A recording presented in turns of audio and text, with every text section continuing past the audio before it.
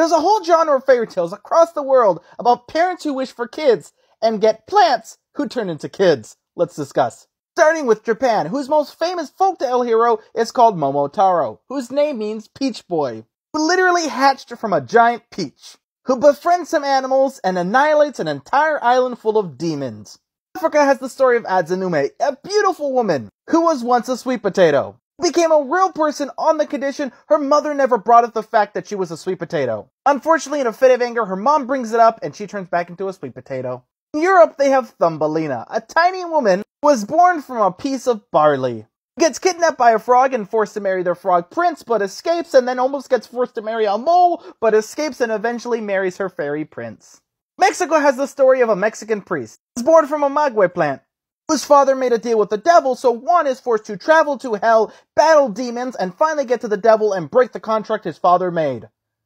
Who surprisingly does all of that and gets his happy ending. I love how all these stories perfectly encapsulate the culture. Japan has their samurai action hero, Africa has a beautiful and sad story about familyhood, Europe has their damsel in distress who eventually meets her prince, and Mexico's is a horror adventure series tied to Catholicism. And my question to you is, if you were born from a plant, fruit, or vegetable, what would it be? Comment down below and have a magical day, everyone.